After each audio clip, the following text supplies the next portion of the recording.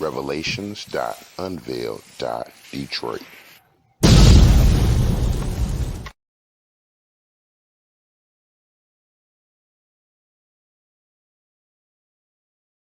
All praises to the heavenly, holy, almighty creator of infinity, eternity, the universe, and all there is. This is Revelations.Unveiled.Detroit. Hello, family. We're back together in our wonderful convening and converging in this holy congregation for this holy convocation. All praises. And we are back in our zone of comfort, warmth, love, safety for the edification and education of the holy hidden nation, the scattered 12 tribes of the house of Jacob, the Israelites. And so we are back in our series of the Maccabees, the first book.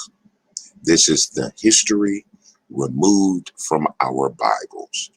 This is a 400-year period of the Greek captivity, starting with Alexander the Great, and then transpiring through the 4 generals he designated after his death and their progeny. And so we are watching our holy forefathers as they are dealing with this captivity removed from our holy history and common day review.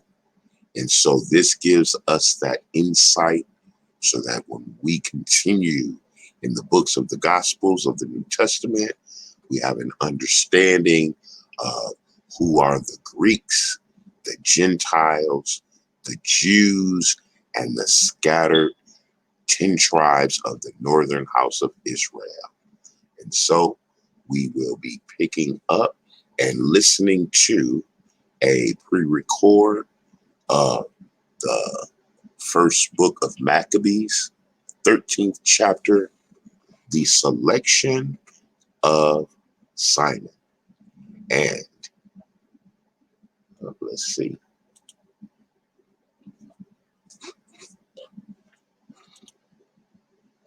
Wonderful. And so let us prepare and enjoy the wonderful story of the selection of brother, priest, and protector Simon.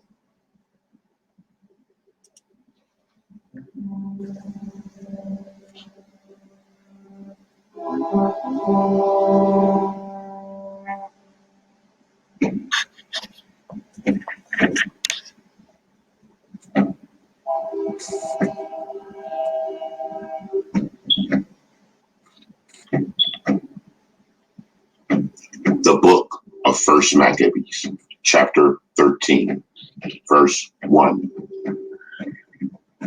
Now when Simon heard that Tryphon had gathered together a great host to invade the land of Judea and to destroy it, and saw that the people was in great trembling and fear, he went up to Jerusalem and gathered the people together and gave them this exhortation, saying, You yourselves know what great things I and my brothers and my father's house have done for the laws and the sanctuary, the battles also and troubles which we have seen, by reason whereof all my brothers are slain for Israel's sake, and I am left alone. Now, therefore, be it far from me that I should spare my own life in any time of trouble, for I am no better than my brothers. Doubtless, I will avenge my nation and the sanctuary and our wives and our children, for all the heathen are gathered to destroy us of very malice. Verse 7. Now, as soon as the people heard these words, their spirit revived, and they answered with a loud voice, saying, You shall be our leader instead of Judas and Jonathan, your brother.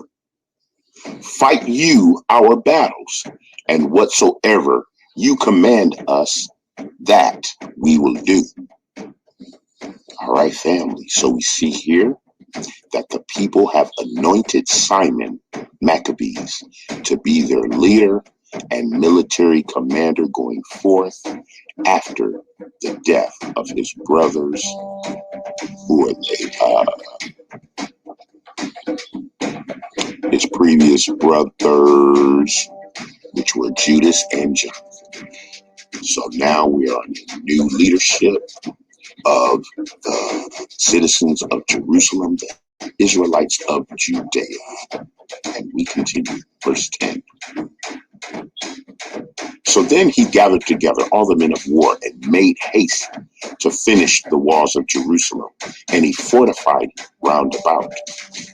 Also he sent Jonathan, the son of Absalom, and with him a great power, to Joppa, who casting out them that were therein remained therein.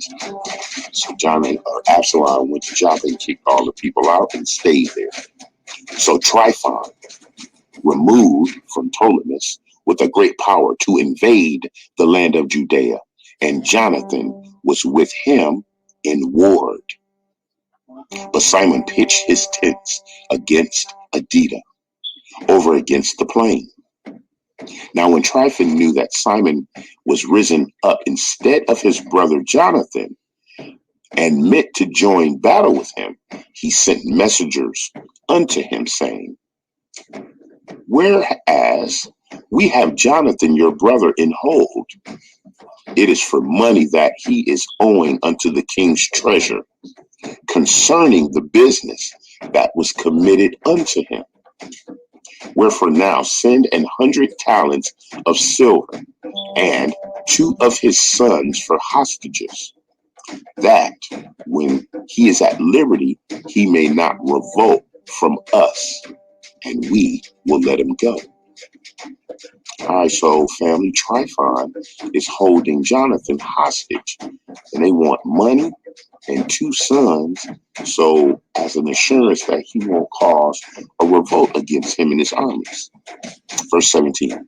Hereupon Simon, albeit he perceived that they spoke deceitfully unto him, yet sent him the money and the children, lest peradventure he should procure to himself great hatred of the people, who might have said, because I sent him not the money and the children, therefore Jonathan is dead.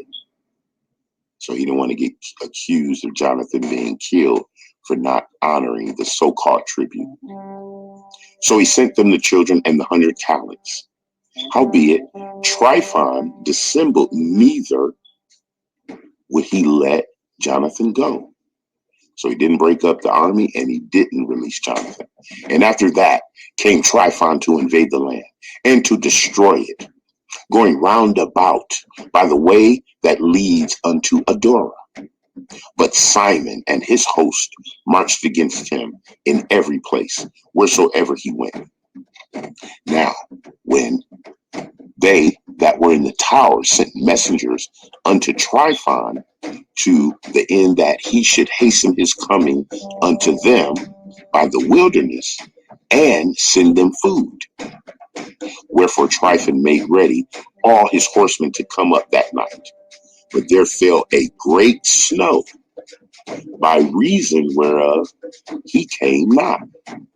So he departed, and came into the country of Galaad. And when he came near to Bascama, he killed Jonathan, who was then buried there. Jonathan has been murdered.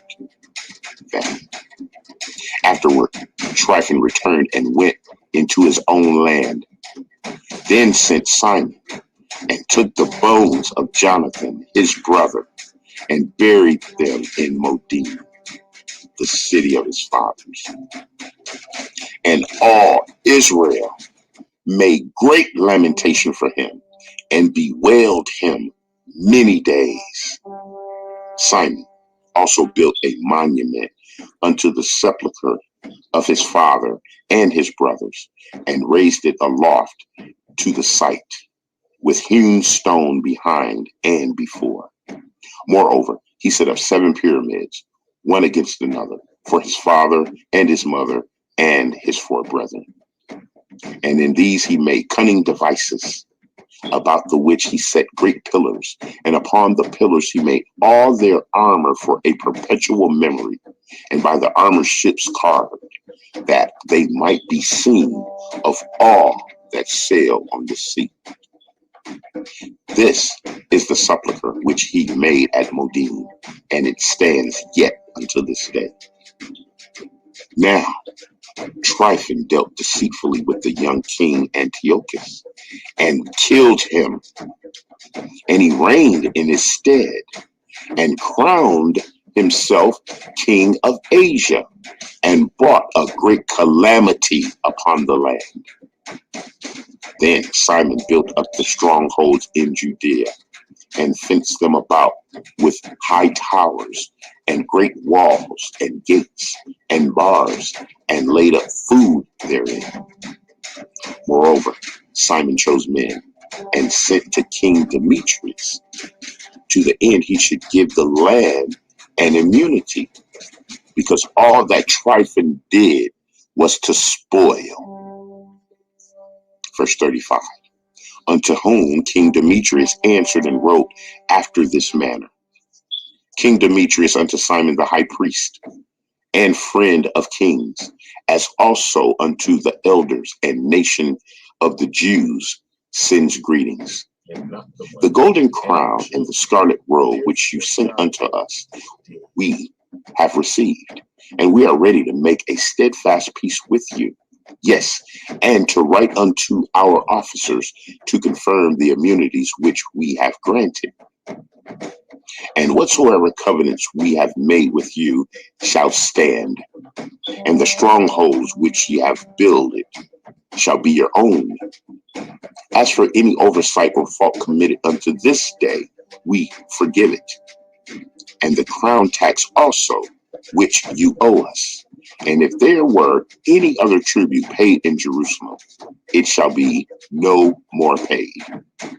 And look, who are meet among you to be in your court. Let them be enrolled, and let there be peace between us. Thus, the yoke of the heathen was taken away from Israel in the 170th year. Then the people of Israel began to write in their instruments and contracts in the first year of Simon the high priest, the governor and leader of the Jews. In those days Simon camped against Gaza and besieged it round about. He made also an engine of war and set it by the city, and battered a certain tower and took it. And they that were in the engine leaped into the city, whereupon there was a great uproar in the city, insomuch as the people of the city rent their clothes and climbed upon the walls with their wives and children, and cried with a loud voice, beseeching Simon to greet or to grant them peace. And they said, deal not with us according to our wickedness, but according to your mercy. Verse 47. So Simon was appeased toward them, and fought no more against them, but put them out of the city, and cleansed the houses wherein the idols were, and so entered into it with songs and thanksgiving. Yet he put all uncleanness out of it, and placed such men there as that would keep the law, and made it stronger than it was before, and built therein a dwelling place for himself.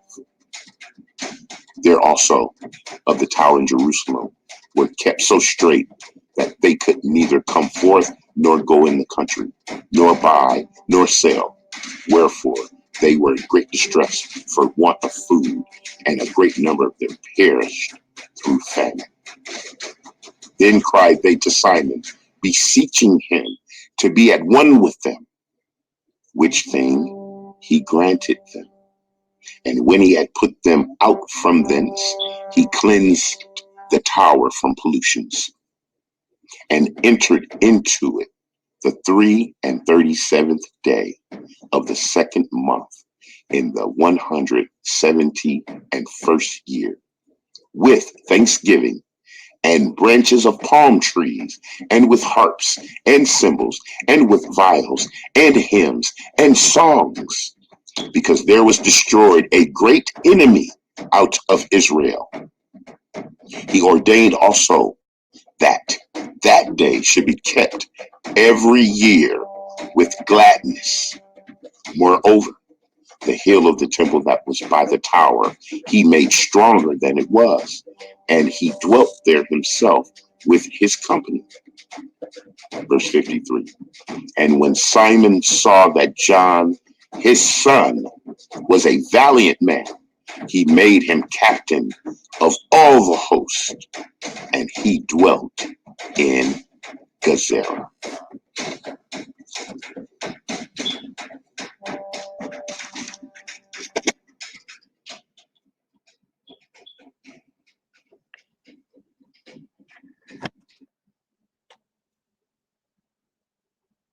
All praises, family, all praises. That was a wonderful presentation of the hidden holy history of the Jews during the Greek captivity. And so we know of the brothers of the Maccabees, who were the priests and valiant warriors and protectors of the land of Judea, Jerusalem, and the tribe of Judah and his accompanying fellows and brothers.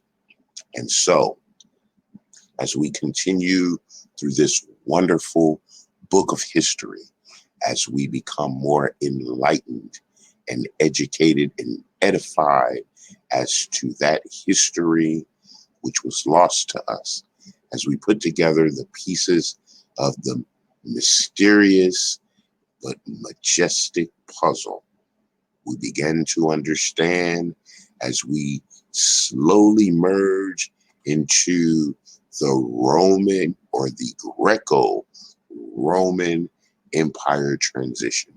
So we're dealing with the Ptolemies of the Greek Empire after the death of Alexander the Greek.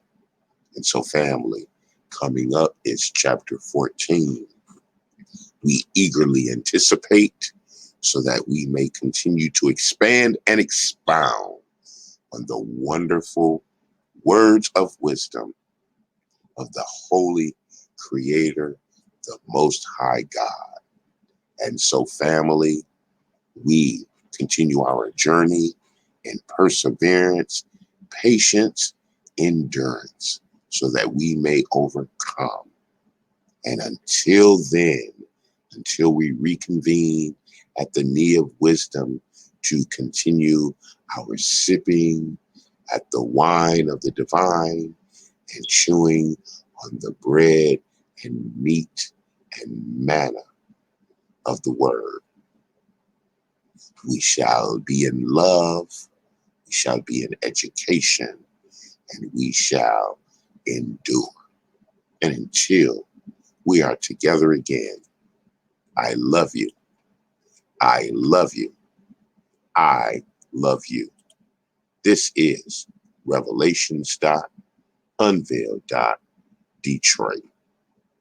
First Maccabees, chapter 13. Revelations.Unveiled.